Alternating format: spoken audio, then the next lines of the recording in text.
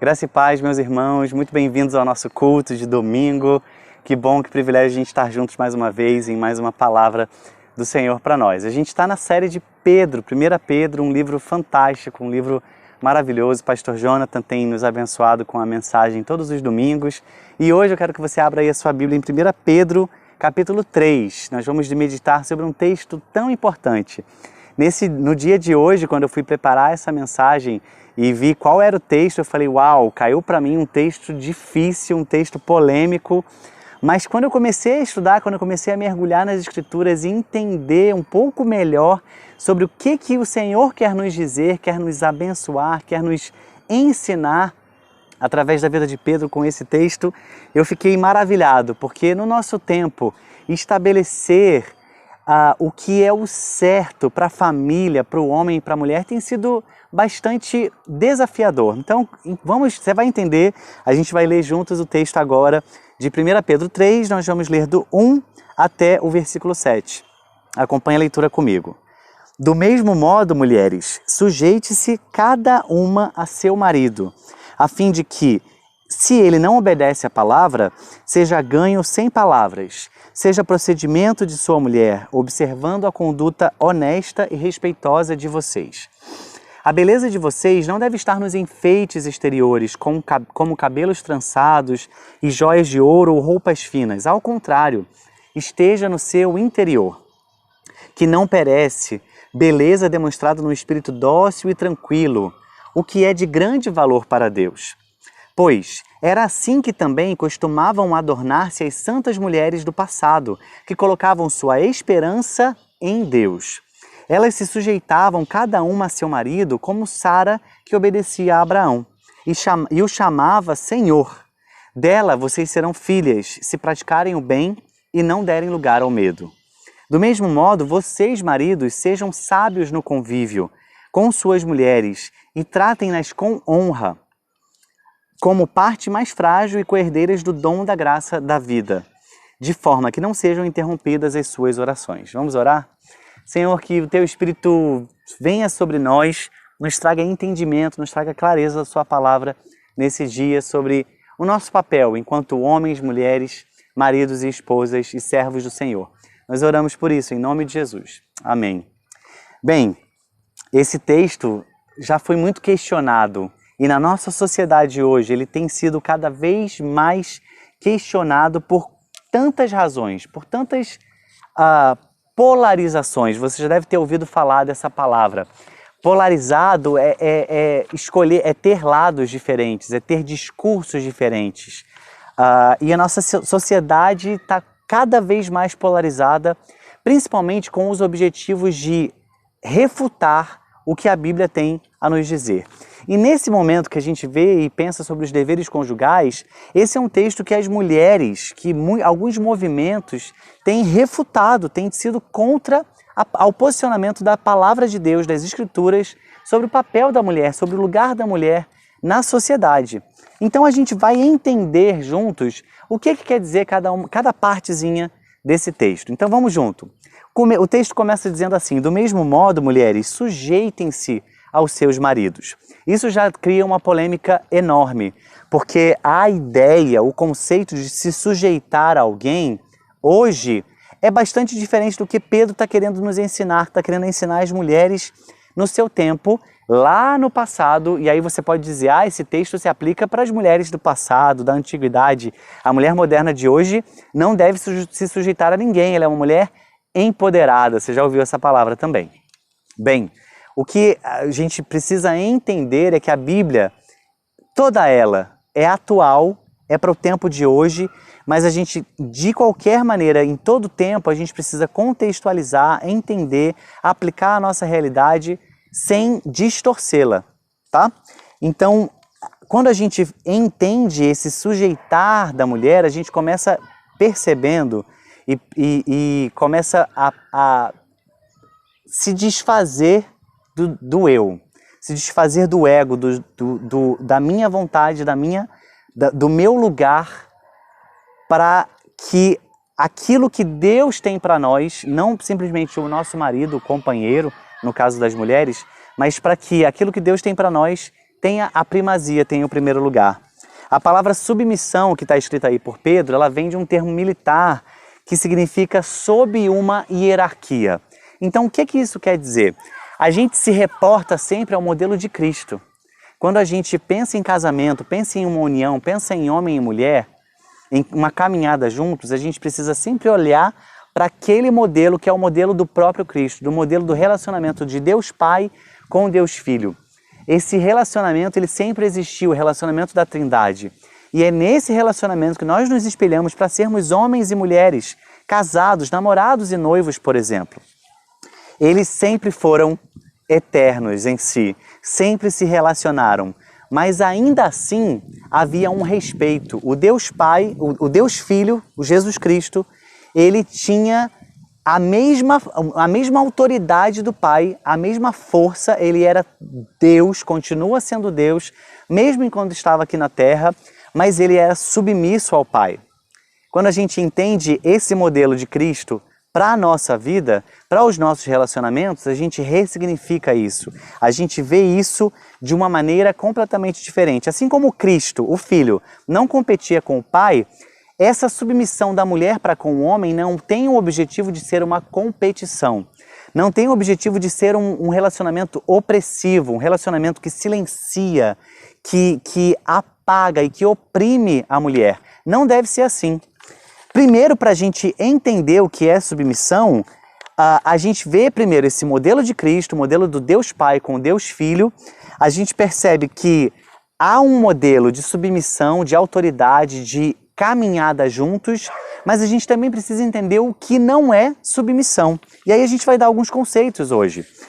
Submissão não é inferioridade. O filho, diz o apóstolo Paulo, vai dizer isso em 1 Coríntios 11, 13. O filho tem a mesma substância do pai. Em nenhum lugar nas Escrituras a Bíblia fala que Jesus é inferior ao pai. Muito pelo contrário. Cristo, ainda assim, se submete ao Pai. Jesus é o nosso exemplo. Submissão não é subserviência. O que isso quer dizer? A submissão da esposa ao seu marido não é cega. Ela tem limites. O que a gente está querendo dizer com isso?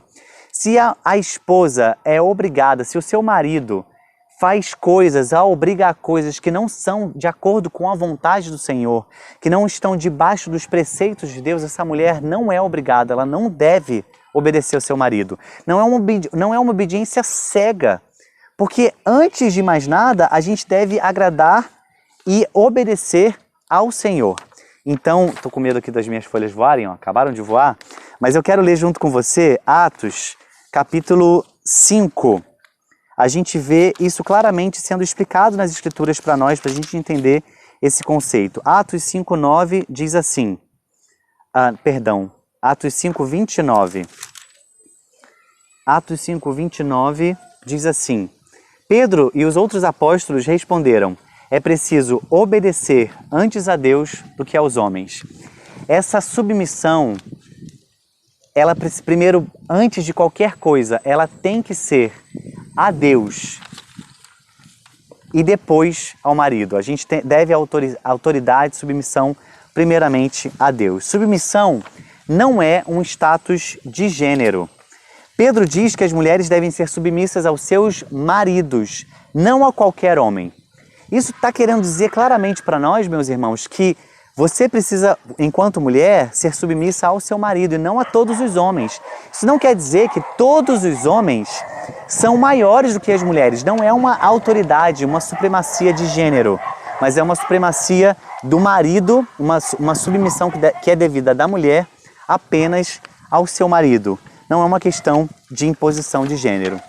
Nesse tempo, eu estou gravando ao ar livre, então tem folhas caindo, tem cachorros latindo, tem crianças brincando.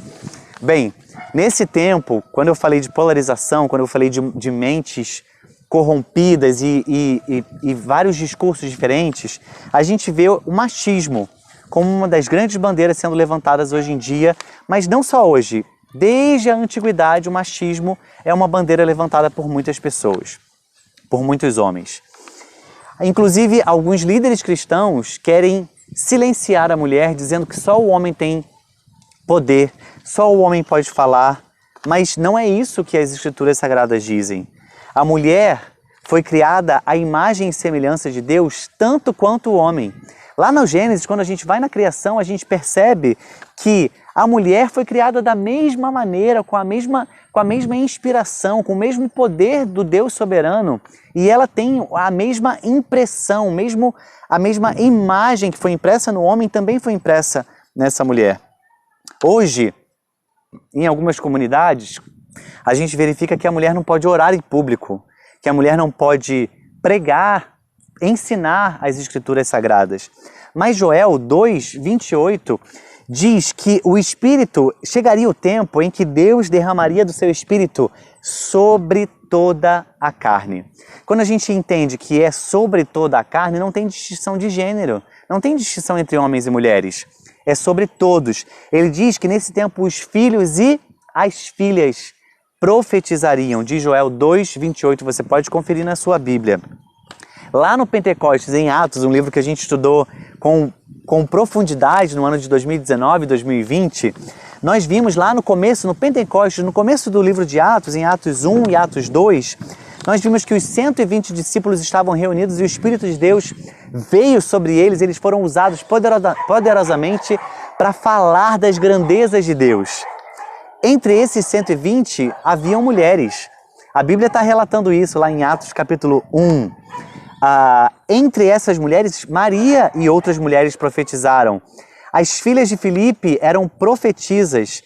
E profetizar, quando a gente lê essa palavra profetizar na Bíblia, isso está dizendo que profetizar era simplesmente falar, proclamar as grandezas de Deus, era dizer aquilo que está escrito na palavra, era tratar a respeito da revelação que o próprio Deus já tinha dito para cada um de nós. A história do cristianismo está repleta de mulheres que foram usadas para fazer com que o reino de Deus chegasse cada vez mais longe, cada vez mais com poder e força. A gente não pode, nós homens, nós igreja, não podemos amordaçar as mulheres, dizer que elas não podem pregar, dizer que elas não podem ensinar nas igrejas, dizer que elas não podem profetizar, porque elas foram enviadas, assim como nós, assim como os homens, também foram enviadas para pregar o evangelho a toda criatura. Esse também é o papel da mulher. Quando a gente vê, então, esse trecho que a mulher deve se sujeitar ao marido, isso não quer dizer, em hipótese alguma, que ela ficar em silêncio, ela ser oprimida, ela ser violentada, ela sofrer abuso, porque o marido quer, é lícito, é legal. De jeito nenhum. Não é o que a Bíblia está nos ensinando. Num outro extremo, mas na verdade é o que o machismo tem pregado. Num outro extremo, a gente tem o feminismo, que também distorce a palavra de Deus, também distorce o papel da mulher na sociedade. O feminismo acrescenta, outorga papéis às mulheres que a própria Bíblia e o próprio Deus não colocam essas mulheres nessa posição. Cada um de nós tem o seu papel específico na criação, no reino de Deus. Gálatas 3:28 se refere à redenção. Eu vou ler esse texto segurando aqui os meus papéis para eles não voarem. Eu quero que você abra aí junto comigo também. Gálatas, o livro antes de Efésios, Gálatas 3:28. E a gente vai ver o que está dizendo aqui. Não há judeu nem grego, escravo nem livre, homem nem mulher, pois todos são um em Cristo Jesus. Muitas pessoas usam esse texto para dizer que todos são iguais. Sim, todos são iguais perante Deus, todos são iguais perante a redenção. A redenção, a salvação é para todos. Mas Deus criou homem e mulher com papéis específicos na família, na sociedade. E é isso que a gente está querendo explicar, trazer luz. O movimento feminista está dizendo que, olha, homens e mulheres devem ter a mesma posição. Em igualdade, em direitos, é claro. Deus criou esses homens e essas mulheres com direitos de igualdade. Mas na família, na caminhada, na sociedade, claramente, cada um tem o seu papel, assim como o Deus Pai e o Deus Filho também têm os seus papéis claramente definidos. O texto de 1 Pedro 3, está dizendo também que a mulher ganhará o seu marido pelo exemplo, se ela for submissa a ele. E a gente tem na nossa comunidade, a gente tem realidade de muitas mulheres que são casadas com homens não cristãos. E isso aconteceu na sua trajetória, talvez, na história da sua vida, e você percebe que muito do seu exemplo, daquilo que você vive na sua casa, da sua postura, abençoa, alcança e move o coração do seu marido. Então, essa posição de caráter, de atitudes, da sua submissão, da sua compreensão, do seu amor sobre o seu marido, pode trazer a salvação para dentro da sua casa. É isso que Pedro também está dizendo nesse texto. Para a gente passar para o ponto número 2, Pedro fala sobre a beleza externa. Esse texto, pode parecer polêmico se a gente distorce, se a gente não entende ele. Ele vai dizer para a gente que a beleza de vocês não deve estar nos enfeites exteriores, como cabelos trançados, enfeites, joias ou roupas finas. As mulheres do primeiro século, numa pesquisa que eu fiz, elas utilizavam de muitos acessórios de pedras preciosas nos cabelos, penteados, a beleza exterior, coisas fúteis. Será que isso mudou agora no século XXI, 2021, para as mulheres hoje em dia, para se sentirem aceitas, valorizadas, respeitadas? Eu acho que não. Ao longo, desde o primeiro século até hoje, tantos séculos depois, 20 séculos depois, a gente percebe muitas expressões de mulheres exibindo o seu corpo, usando de acessórios, usando de coisas para roupas, para chamar atenção, para serem aceitas, para ganharem cliques, para ganharem likes e comentários nas redes sociais e pelas ruas enquanto passam. Mas o que Pedro está querendo dizer para a gente é que o valor dessa mulher não está no exterior, não deve estar na valorização do exterior. Há pouco tempo atrás eu escrevi no meu Instagram, eu fiz um texto na internet sobre teologia do corpo. E eu coloquei uma pergunta que ficou bastante polemizada, que foi: corpos sarados glorificam a Deus? É muito mais do que ter o exterior, um corpo bonito, um corpo sarado, uma roupa bonita, um acessório no cabelo, uma joia muito cara. É muito mais do que isso. Eu quero que você abra sua Bíblia em Provérbios, no capítulo 31. Eu estou com um assistente aqui, meu produtor, Felipe Stefano, meu produtor. Eu quero que você abra sua Bíblia comigo, Provérbios, capítulo 26. Vamos abrir juntos? Provérbios 26, não. Vê para mim, Felipe, por favor. Provérbios 21, se eu não estou enganado. 31, perdão. Provérbios 31, versículo 30. Já em Provérbios 31, a gente vê um epílogo da mulher exemplar, da mulher virtuosa, pode estar na tua Bíblia. E no versículo 31, capítulo 31, versículo 10, a gente vê uma esposa exemplar, feliz quem a encontrar. O versículo 30 diz assim: a beleza é enganosa e a formosura é passageira, mas a mulher que teme ao Senhor será elogiada. É sobre isso. É muito mais você, mulher, do que o externo, do que você pode apresentar de um corpo, de adereços, de botox, de cirurgias plásticas, de roupas bonitas. É claro que o marido quer uma mulher bonita, que se cuida, que se valoriza, que honra o seu marido quando coloca uma roupa bonita para um jantar, para um evento. Mas a beleza mais importante, mulher, é a beleza que está no seu interior. A mulher que teme ao Senhor, essa mulher sim, essa mulher vai ser elogiada. Quando a gente vê essa palavra sobre adornos ou enfeites exteriores, que está dizendo aí em Pedro, vem do grego cosmo, que é a mesma palavra que a gente conhece de cosmos, que é o universo ordenado. E isso nos leva para uma outra palavra, que é a palavra cosméticos, que vem também da palavra cosmo, do grego. A atenção mais importante não é a organização, a beleza exterior, mas aquilo que está dentro. Eu quero que você grave isso, você, mulher que está assistindo a gente, que está ouvindo essa palavra. O ponto número 3, a gente vai destacar nos versículos 4, 5 e 6, que a beleza mais importante é a sua beleza interna. Então a gente tem a dualidade aí de muitas coisas que a gente vai pensar agora. A beleza que o homem vê e o que Deus consegue ver. O superficial que está na superfície, o que está fora, e o essencial. A beleza exterior e a beleza interior. A mulher cristã, ela deve cuidar do seu coração, daquilo que está dentro, muito mais do que a aparência. E aí a gente pode usar uma outra expressão muito comum, o famoso banho de loja. O banho de loja só vai tratar o seu exterior, mas uma alma lavada e adornada pela palavra de Deus vai gerar muito mais impacto, vai trazer consequências eternas para você, para o seu marido, para o seu noivo, para o seu namorado, para toda a sua família. A mulher deve cuidar daquilo que tem valor diante de Deus. E é o que diz a palavra ali, um espírito dócil e um espírito tranquilo. Gente, como é ruim viver perto de uma mulher rixosa, como diz a palavra de Deus, uma mulher encrenqueira. E hoje a melhor palavra para a gente exemplificar dos nossos dias aqui é uma mulher barraqueira, por exemplo. Uma mulher que usa de palavras torpes. A gente que mora, eu moro, por exemplo, em um condomínio de prédios, tenho vários vizinhos, dos lados, em cima, em outros blocos. Às vezes a gente ouve vozes de mulheres pronunciando coisas tão terríveis sobre a vida do seu marido, sobre a vida dos seus filhos.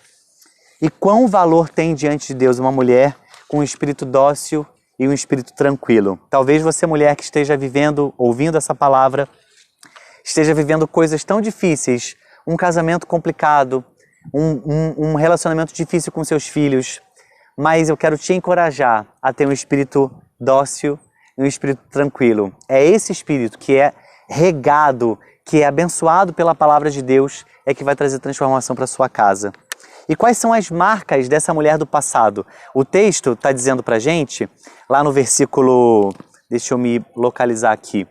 O texto no versículo 5 diz, pois era assim que também costumavam adornar-se as santas mulheres do passado, que colocavam sua esperança em Deus.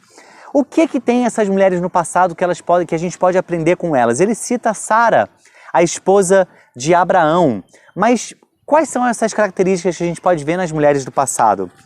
Elas tinham fé em Deus, confiavam no seu caráter e em suas promessas. Elas sabiam que Deus jamais as abandonaria, independente de qualquer coisa. Essas mulheres, elas eram submissas aos seus maridos. Elas seguiam, apesar de tudo, praticando o bem.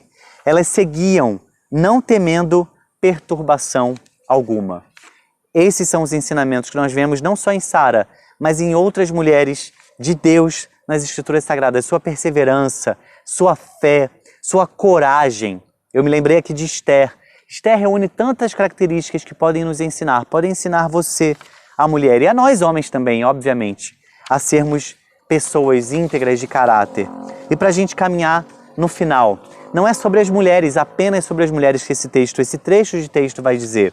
Agora eu vou para você, homem, para você, marido, para você que tem uma mulher na sua vida.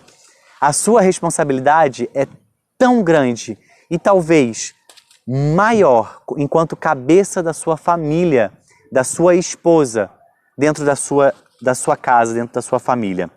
Não tem dois pesos e duas medidas nessa história. Não tem, a mulher é tão pesada, ela tem tantas responsabilidades.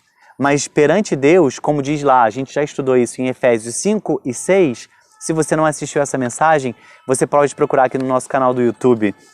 Você vai ver que as responsabilidades são tão importantes e relevantes serem cumpridas tanto pelos homens quanto pelas mulheres. E aí o uso dessa expressão no versículo 7, ele diz assim, do mesmo modo, vocês, maridos, sejam sábios no convívio com suas mulheres. Do mesmo modo, revela que a submissão da esposa não é um lugar confortável. Só a esposa tem que fazer alguma coisa, eu não tenho que fazer nada. Não. Mas esse do mesmo modo significa para você o seguinte, você também tem um trabalho a fazer. Você homem, você marido, você noivo, você namorado. Cristo serviu a igreja. Ele veio a esse mundo e se entregou e serviu profundamente a igreja. Eu vou voltar para o que eu falei no começo, o exemplo de Cristo. Ele veio para ser servido? Não. Ele veio para servir a igreja. Ele veio para morrer por ela, para se entregar por ela. E quando a gente vê esse exemplo de Cristo, o noivo, com a igreja, a noiva, a gente percebe que Jesus jamais abusou, jamais tiranizou, jamais explorou ou envergonhou a sua noiva. Você entende o que eu estou falando? O marido que espera a submissão da mulher deve estar pronto a dar a sua vida por ela. Isso é muito forte, eu vou ler de novo. O marido que espera a submissão da mulher deve estar pronto para dar a sua vida por ela, pela sua mulher. Os maridos são orientados a amarem a esposa, sendo elas submissas ou não. Então você, marido, que tem uma esposa difícil, uma esposa complicada, uma mulher rixosa, uma mulher complicada na sua casa, o que as Escrituras Sagradas estão dizendo para nós, o que Cristo nos deixa de exemplo, é o amor incondicional. Não importa se essa mulher é difícil, se essa mulher é complicada, se essa mulher mudou muito ao longo dos anos, se ela não é a mulher mais que você casou, com quem você casou há alguns anos atrás, ela mudou muito. Nós somos chamados a seguir o exemplo de Cristo, de amar e se entregar pelas nossas mulheres, pelas nossas esposas, da mesma maneira como Cristo fez. E você, mulher, você precisa, você deve, você é orientada a se submeter a seu marido, sendo ele amoroso ou não, sendo ele romântico ou não, sendo ele carinhoso ou não, tendo ele mudado ao longo dos anos ou não. Homens e mulheres são convocados, são chamados a viverem a mesma entrega, assim como Cristo amou a igreja. E para a gente terminar, eu vejo nesse texto, nesse final, nesse último versículo, que ele diz,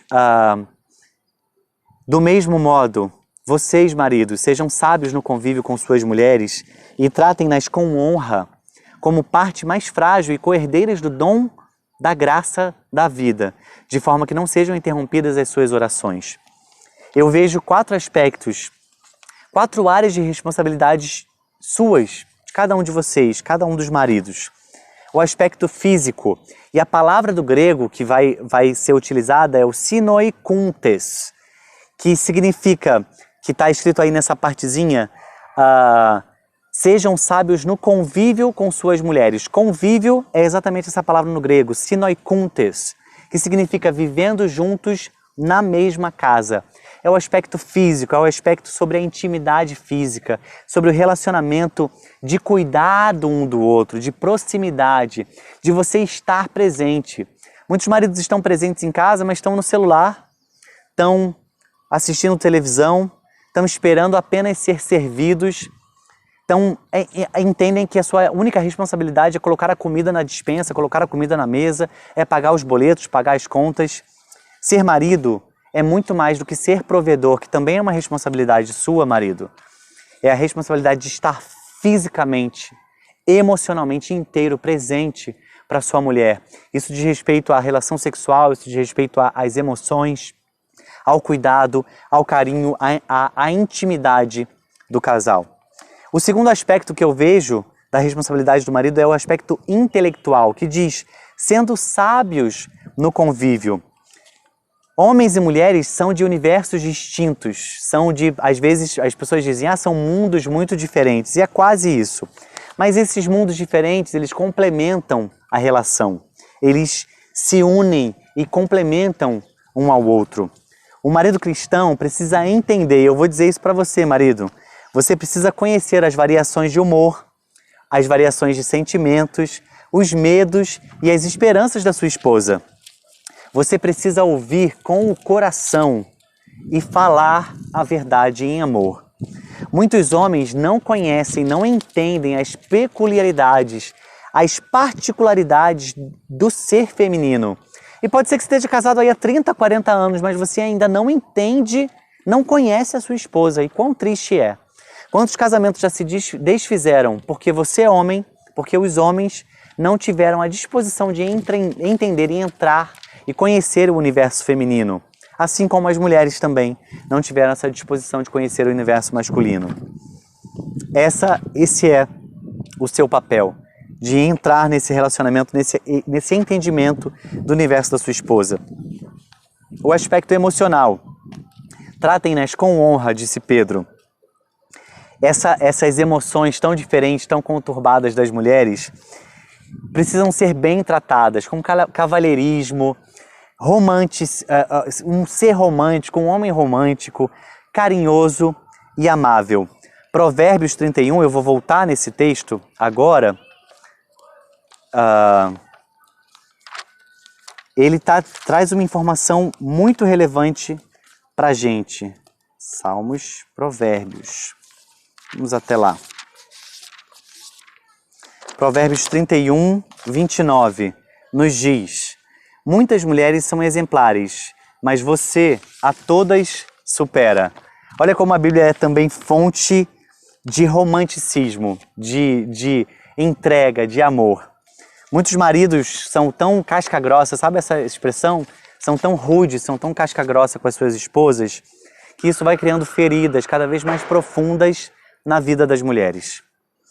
A parte mais frágil que esse texto está dizendo não é simplesmente apenas a uma questão intelectual, a uma questão moral ou espiritual, mas em termos físicos. A mulher ela é mais frágil do que o homem, claramente.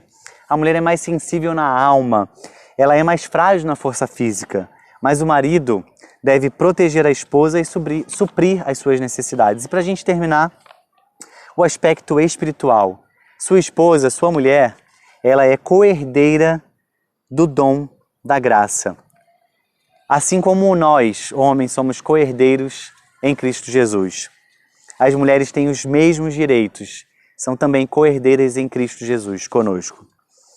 Tem uma frase que eu quero terminar essa palavra de hoje sobre os deveres conjugais, de um teólogo, Matthew Henry, que disse assim: todos os casados devem se comportar de forma tão amável e pacífica um com o outro, que não atrapalhem com suas brigas as suas orações. Porque é assim que Pedro termina, de forma que não sejam interrompidas as suas orações. Essa responsabilidade, esse caminhar junto, essa coesão, ela é tão importante, de maneira que a sua oração não é impedida, de maneira que a oração da sua esposa não é impedida, mas essa convivência, esse comportamento é amável e pacífico um com o outro. Eu que estou caminhando a minha jornada para o casamento, começando essa jornada para o casamento, tenho estudado isso, tenho percebido, tenho tentado me tornar um homem melhor, para que assim a minha esposa seja abençoada, seja uma mulher que eu também a ajude a ser essa famosa mulher virtuosa de Provérbios. Eu quero ter essa mulher virtuosa. Eu sei que você, homem, também quer ter essa mulher virtuosa na sua casa. Mas parte disso também é minha responsabilidade enquanto homem. Não porque eu sou pastor ou missionário, mas porque eu sou servo do Senhor e eu quero representá-lo, eu quero ser como Ele. Eu tenho um exemplo, e o exemplo é Cristo. Assim como você, mulher, também tem um exemplo. E esse exemplo é Cristo, que se entregou e se doou pela sua noiva. Vamos orar? Que você seja abençoado por essa palavra nesse dia. Pai, eu te agradeço porque o Senhor é o exemplo. O Senhor nos entregou a sua vida, o Senhor nos entregou os seus relacionamentos eternos na Trindade com o Pai. E nós podemos hoje aprender e queremos, Pai, reproduzir isso nas nossas vidas, nos nossos relacionamentos, com as nossas esposas, com os nossos maridos, para a glória do Senhor. Para que haja paz na nossa casa, para que haja transformação e que o Senhor ajude cada família da tua igreja nesse dia. Nós oramos em nome de Jesus. Amém. Amém, meu irmão. Que Deus te abençoe. Um ótimo domingo. Fique com a gente.